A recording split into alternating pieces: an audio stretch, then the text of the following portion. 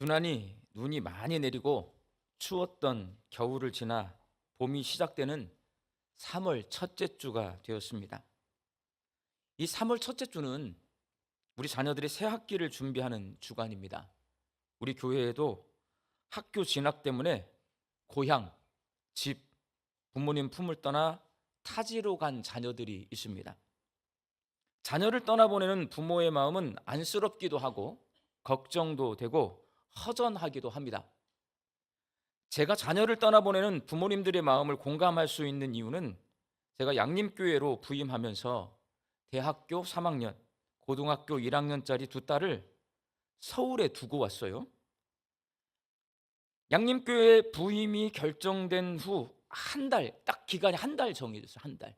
그 한 달 동안 아이들이 거처 할 방 마련하고 둘이서 자취할 수 있는 환경을 만들어준 후에 광주로 내려오던 날, 한 번도 저희들이랑 떨어져 본 적이 없는 아이들이거든요. 엄마의 돌봄을 받으며 생활하던 두 딸이 갑자기 이제 둘이 살게 된 거예요. 안쓰러워 보이잖아요. 둘이서 밥을 해 먹을 수 있을까? 밥을 한 번도 얘네들이 해보지 않았거든요. 둘이 밥을 해 먹을 수 있을까? 걱정되죠. 한 번도 떨어져서 살아본 적이 없는데 떨어지니까 허전합니다. 그거는 그냥 어쩔 수 없는 거죠. 허전해요. 목회자인 제가 제 딸들을 위해 해줄 수 있는 거 기도밖에 더 있어요. 지금도 매일 새벽 두 딸을 위해 기도하고 있습니다. 성경은 가족을 포함해서 나 아닌 다른 모든 사람을 이웃이라고 말을 합니다. 딸들을 위해서 내가 기도하잖아요. 딸들도 이웃이에요. 내 아내도 이웃이에요. 나만 난 거예요. 부모도 이웃이에요, 여러분. 성경이 말하는 이웃의 개념입니다. 예수님이 기도하셨던 것처럼 나 아닌 이웃을 위해 하는 기도, 중보기도라고 합니다. 제가 양림교회 성도들을 위해 하나님께 드리는 기도도 중보기도고 제 딸들을 위해 하나님께 드리는 기도도 중보기도입니다. 오늘 본문 말씀인 요한복음 17장에는 예수님의 중보기도가 기록되어 있습니다. 이 17장이 굉장히 중요한 장입니다. 성경에 21개의 예수님의 기도가 기록되어 있어요. 그 중에 요한복음 17장은 가장 길게 기록해 놨어요. 예수님의 중보기도. 다른 복음서에는 십자가 죽음을 앞두고 제자들과 마지막 유월절 식사를 하신 예수님이 어디로 가시냐? 겟세마네로 가서 기도하십니다. 다른 복음서에는 마태, 마가, 누가. 그런데 요한복음만 겟세마네 동산에 가서 기도하시기 전에 예수님이 제자들을 위해서 하나님 앞에 세상을 위해서 중보기도하는 내용을 기록해 놓고 있습니다. 그래서 중요해요. 다른 복음서에는 이게 없어요. 근데 요한복음에만 기록이 되어 있습니다. 이제 예수님이 떠나가면 자기들끼리 남겨질 제자들을 위해 예수님이 이렇게 중보기도 하십니다. 오늘 본문 9절 말씀을 함께 읽겠습니다. 내가 그들을 위하여 비옵나니 내가 비옵는 것은 세상을 위함이 아니요 내게 주신 자들을 위함이니이다. 그들은 아버지의 것이로소이다. 예수님은요, 자기 제자들 하나님께서 자기에게 주신 자들이다. 이 제자들은 내 것이 아니고 누구의 것이다? 하나님의 것이다 라고 그렇게 말을 하고 있어요. 왜?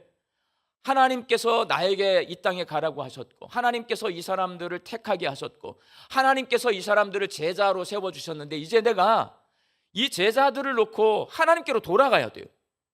그러니까 이제 이 사람들은 하나님의 것이니까 내가 지금부터 기도할 테니까 아버지 내 기도를 좀 잘 들어주십시오. 이런 의미가 있는 거예요. 예수님이 제자들을 위해 기도하시는 이유가 이제 곧 그들을 떠나 하나님께로 가시기 때문입니다. 오늘 보면 11절 말씀 함께 읽겠습니다. 나는 세상에 더 있지 아니하오나 그들은 세상에 있사옵고 나는 아버지께로 가옵나니 거룩하신 아버지여 내게 주신 아버지의 이름으로 그들을 보전하사 우리와 같이 그들도 하나가 되게 하옵소서. 이제 곧 예수님은 십자가에서 죽으셨다가 부활하신 후 승천하셔서 하나님께로 돌아가게 될 것이고 이 땅에 제자들만 남겨지게 될 것입니다. 그래서 예수님은 제자들을 위해 우리와 같이 그들도 하나가 되게 하여 주소서라고 기도하십니다. 여기서 우리와 같이는 좁게 말하면 아들이신 예수님과 아버지이신 하나님, 이 두 분을 말하는 거예요. 넓게 말하면 성부, 성자, 성령 하나님을 일컫는 말입니다. 예수님이 우리와 같이 아버지 하나님, 성령 하나님, 이 하나님을 말하는 거잖아요. 우리와 같이 제자들도 하나가 되게 해 주십시오 라고 그렇게 기도하고 있습니다. 이 요한복음 17장을 읽어보잖아요. 처음부터 끝까지 핵심 내용이 뭐냐? 제자들이 하나가 되게 해 주십시오, 여러분. 그러나 곰곰 생각해 보면 제자들을 떠나가시면서 마지막으로 제자들을 위해 기도하시는 내용이 하나가 되게 해달라고 하는 이 기도는요, 실제적으로는 일상적이지 않습니다. 이상한 기도예요. 왜냐? 저는 서울에 두고 온 딸을 위해 둘이 하나가 되게 해주십시오라고 기도할까요, 안 할까요? 그런 기도는 안 합니다, 여러분. 자, 딸을 놓고 여기 와서 기도해요. 뭐라고 기도할 것 같아요? 간단하잖아요. 하나님, 제 딸들이 부모와 떨어진 새로운 환경 잘 적응하게 해주세요.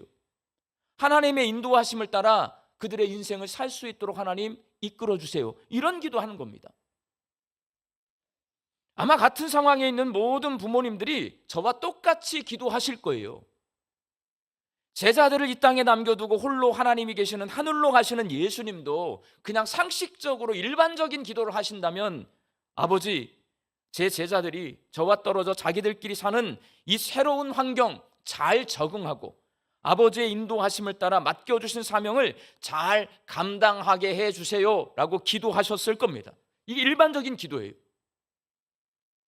그런데 그렇게 기도하지 않으시고 제자들이 하나가 되게 해 주십시오 라고 기도하셨습니다. 이를 통해 제자들이 하나 되는 것이 아주 중요하다라는 것을 알 수 있어요. 왜? 예수님이 일상적인 기도를 하지 않고 특별한 기도를 하고 있는 거예요. 하나가 되게 해 주십시오. 아버지, 하나가 되게 해 주십시오. 그렇다면 예수님께서 중보기도 하신 것처럼 이 땅에 남겨진 이 12명의 제자들이 하나가 되어야 하는 이유는 과연 뭘까요? 제자들이 하나가 되어야 하는 이유, 세상 속에서 의지할 사람들이 자기들밖에 없어요. 이 12명의 제자 외에는 세상에서 의지할 사람이 없어요. 그러니까 이 12명이 하나가 돼야 돼요. 복음서를 읽어보면 예수님의 12제자들의 사이가 썩 좋지 않다는 것을 알 수 있습니다.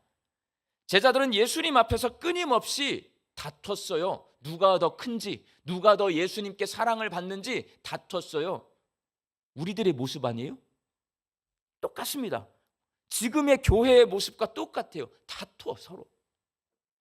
제자들은 예수님 앞에서 끊임없이 누가 큰지를 따지며 다퉜는데, 심지어는 예수님과 마지막 식사, 유월절 식사를 하는 그 자리에서도 누가 큰지를 두고 다툽니다.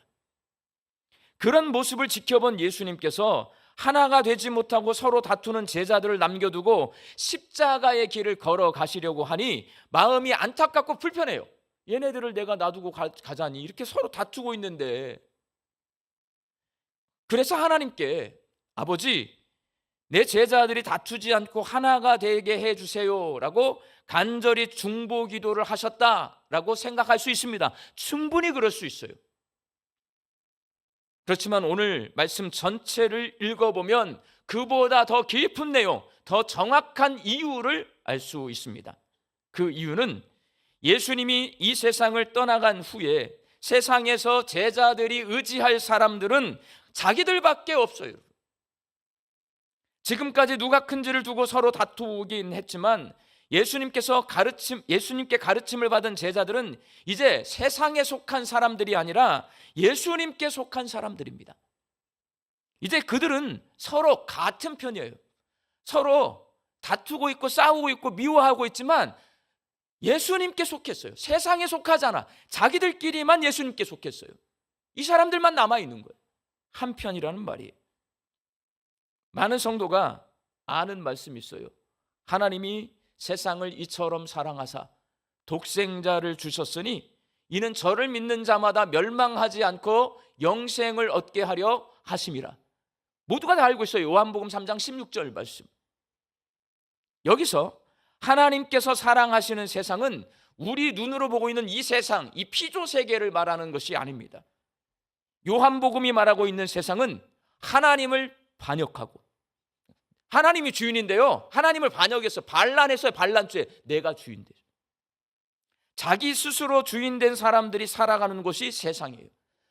하나님이 주인이 되어야 되는데 하나님이 주인인 것을 거부하고 내가 주인이 된 세상은요, 전혀 다른 문화를 만듭니다. 전혀 다른 질서를 만듭니다. 전혀 다른 가치관이 거기에 존재합니다. 이 모든 것을 포함한 것이 하나님이 세상을 이처럼 사랑하사 해서 세상을, 세상. 그것은 어떤 것이냐? 약육 강식. 강자가요, 약한 자를 잡아먹는 세상이에요. 강한 사람만이 살아납니다.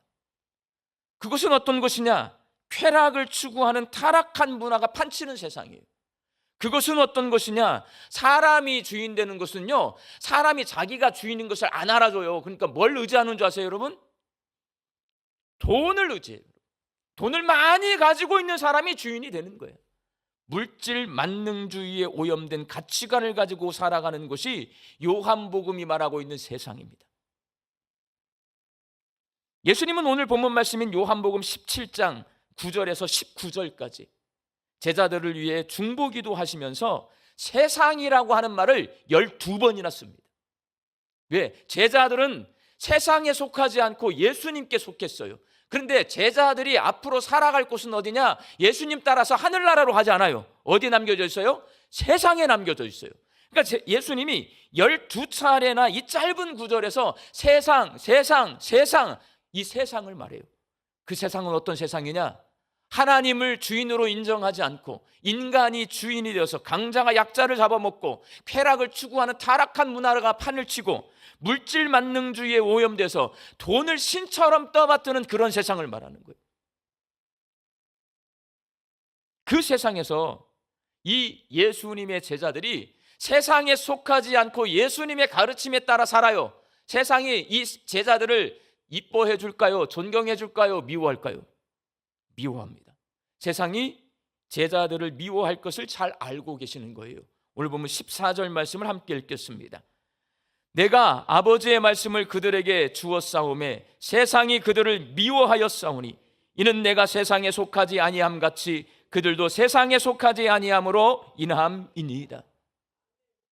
예수님의 제자들은요, 이제 예수님의 가르침을 받는 순간, 예수님이 택해서 그들을 제자로 삼은 순간 그 세상 속에서 살 수가 없어요. 예수님의 가르침대로 살아야 돼요. 그런데 세상에 질서가 있고 가치관이 있고 세상에 문화가 있는데 전혀 다르게 사니까 그 세상이 이 제자들을 미워할 수밖에 없다고 예수님은 말씀하시는 거예요. 저는 짧지만 3년 정도 직장 생활을 해본 경험이 있습니다. 직장에 딱 가잖아요. 갑과 을이 있어요. 갑이 있고 을이 있습니다. 강자가 있고 약자가 있어요. 직장을 다니면 나에게 월급을 주는 이유는 왜 그래요? 열심히 일해서 그 직장이 돈을 많이 벌게 해달라고 나한테 돈을 주는 거예요. 그러니까 이익을 추구하는 그러한 삶을 살아야 돼요. 거기서 생존해야 내가 직장 생활을 할 수 있는 거예요. 그 직장 생활을 하면서 가장 힘들었던 거, 제가 출근길이 2시간입니다. 퇴근길이 2시간이에요. 출퇴근이 하루 4시간이에요. 쉬워요, 어려워요? 어려워.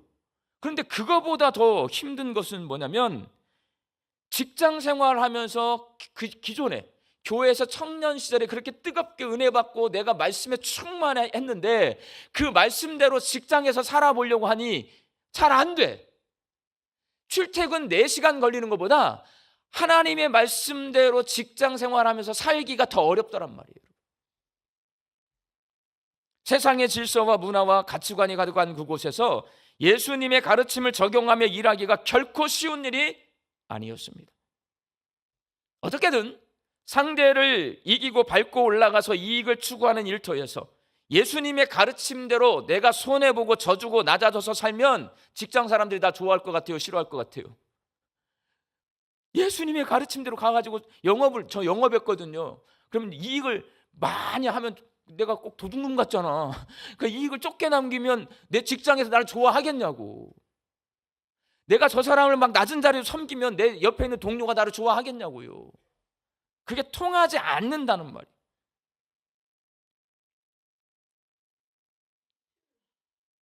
예수님의 가르침대로 직장에서 손해보고 져주고 낮아져서 살면 미움을 받을 수밖에 없습니다. 그렇게 되면 승진이 어렵고 이익을 내기가 어려워요, 여러분. 그 속에서 그리스도인으로 사는 것 결코 쉽지 않습니다. 그래서 하나님을 반역하고 자기가 주인 된 사람들이 만들어낸 질서와 문화와 가치관으로 가득한 세상을 예수님께서는 뭐라고 말씀하신 줄 아세요? 악하다라고 말합니다. 오늘 보면 15절 말씀 함께 읽겠습니다. 내가 비옵는 것은 그들을 세상에서 데려가시기를 위함이 아니요 다만 악에 빠지지 않게 보존하시기를 위함이니이다. 세상에서 제자들이 살게 되는데 그 세상 속에서 예수님의 가르침대로 살려다 보면 세상이 미워해요. 그러면 제자들이 힘들 거 아니에요. 시련이 찾아올 거 아니에요. 유혹이 올 거 아니에요. 그걸 못 견디면 악에 빠지는 거예요. 세상의 악한 문화에, 악한 가치관에, 악한 질서에 빠지지 않게 해주십시오. 예수님이 중보하며 기도하십니다. 제자들과 함께 계시는 동안에는 예수님이 그들을 보호하고 지켜주셨습니다. 3년 동안. 오늘 보면 12절 말씀을 함께 읽겠습니다. 내가 그들과 함께 있을 때에 내게 주신 아버지의 이름으로 그들을 보전하고 지키었나이다. 예수님은 제자들과 함께 있으면서 그 제자들을 세상 속에서 지켜내셨어요. 그러나 이제 예수님은 떠나가고 세상의 제자들만 남게 됩니다. 예수님은 십자가에서 죽으셨다가 부활하신 후 승천하셔서 하나님 보좌 우편에서 제자들을 위해 중보기도 하시고 세상에 남겨진 제자들이 세상에 속하지 않고 진리인 하나님 말씀에 순종하는 거룩하게 구별된 하나님 나라 백성들로 살 수 있도록 예수님은 기도하시고 제자들은 그렇게 살아내야 돼요. 그러기 위해서는 제자들이 어떻게 돼야 돼요? 하나 돼야 되는 거예요. 이전처럼 자기들끼리 누가 큰지를 다 따지며 다툼을 계속하면 제자 공동체는 자멸하고 맙니다. 이 말씀 여러분 잘 들으셔야 돼요. 제자들하고 우리는 똑같은 공동체예요. 제자들이 서로 다퉜어요. 예수님 품에 있을 때는 다퉈도 돼요, 여러분. 근데 예수님이 제자들을 세상에 놔두고 하늘로 올라가셨어요. 그리고 제자들을 위해서 기도할 때 요한복음 17장 집에 가서 읽어보세요. 계속 하나 되게 해주세요. 하나 되게 해주세요. 하나 되게 해주세요. 내일 새벽 기도 설교는 여러분 오늘은 제자들 위한 본문이에요. 내일 본문은 제자들의 복음을 전하는 것을 듣고 믿는 사람들을 위해서 예수님이 기도해요. 결국 우리를 위해서 기도하세요. 기도 내용이 뭐냐면 하나 되게 해주세요, 여러분. 왜 그럴까요? 싸우니까. 제자들처럼 싸우니까. 싸우면 자멸하니까. 왜? 제자들이 하나가 안 되면요 위로받을 수가 없어요. 어디 가서 하나가 되어서 예수님께서 맡겨주신 사명을 감당해야 되는데 서로 싸우느라고 정신이 없어. 사명 못 감당해요. 교회가 서로 싸워요. 사명 못 감당해요, 여러분. 자멸하고 맙니다. 그래서 예수님은 제자들이 하나가 되게 해달라고 하나님께 기도하신 겁니다. 세상에 남겨진 제자들이 자기들끼리 서로를 보호해주고 서로를 지켜줘야 하기 때문에 그렇습니다. 사랑하는 광주 양림교회 성도 여러분, 우리는 양림교회라고 하는 이름으로 함께 모인 신앙 공동체입니다. 우리가 이렇게 함께 모여서 신앙생활을 하는 이유는 세상에 속하지 않고 거룩하고 구별된 하나님 나라 백성으로 살기 위해서입니다.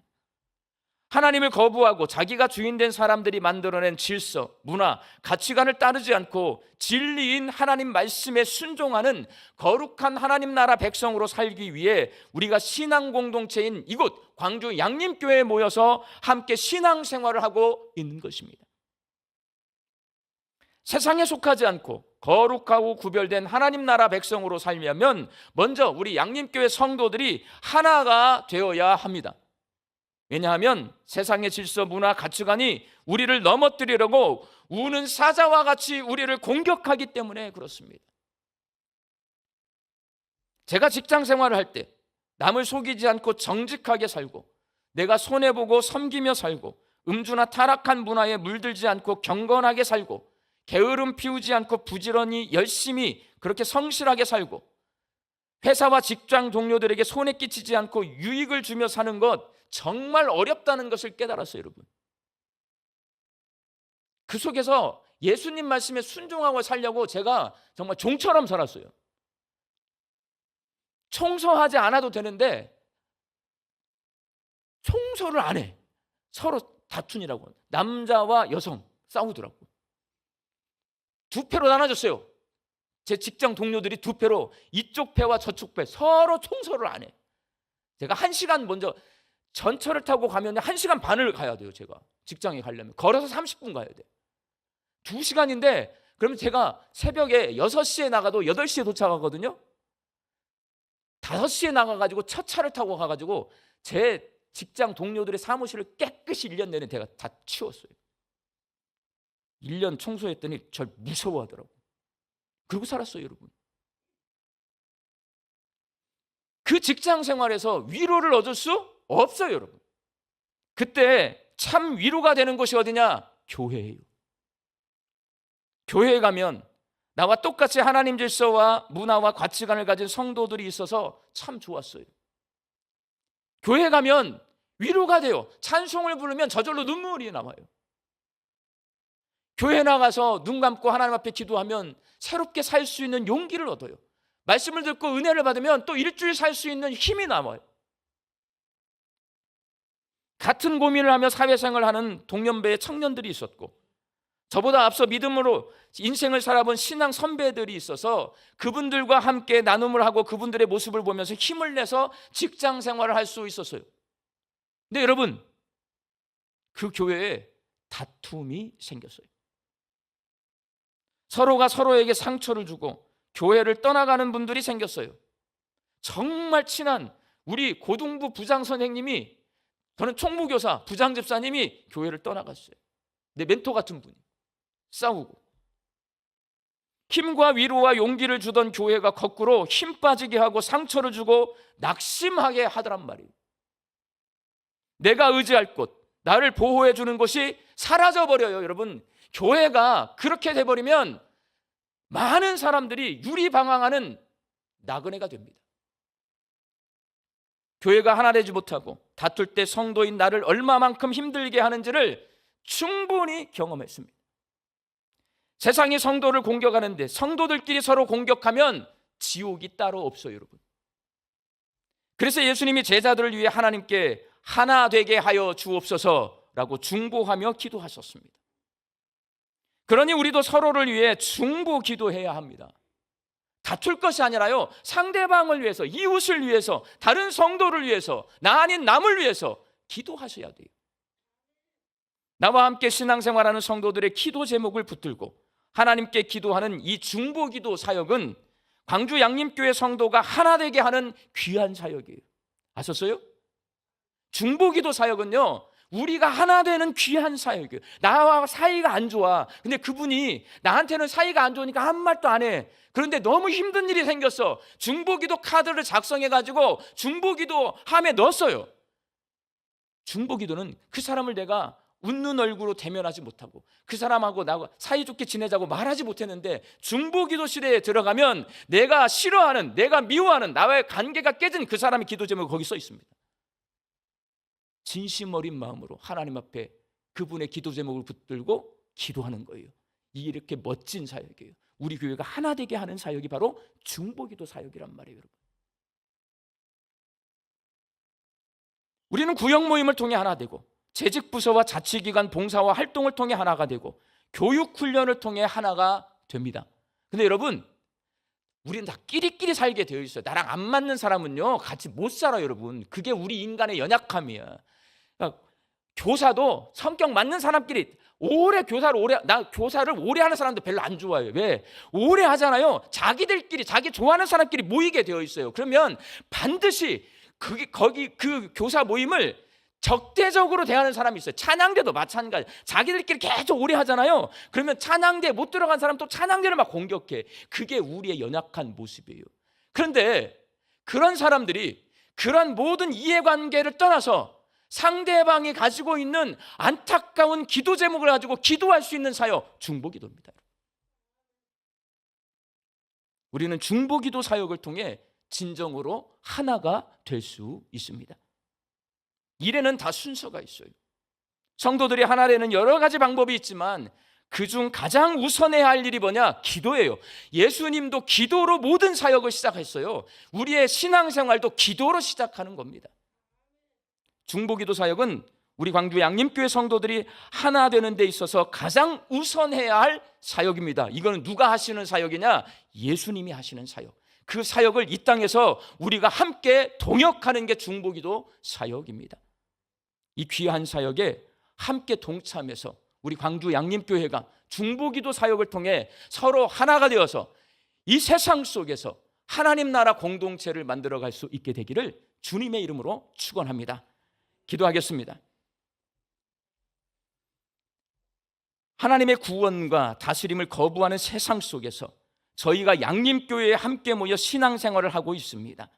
양림교회가 성도들이 서로를 위해 기도하며 주 안에서 하나가 되고 서로 위로하고 격려하고 용기를 주며 믿음의 바른 길을 걸어가는 신앙 공동체가 되게 하여 주옵소서.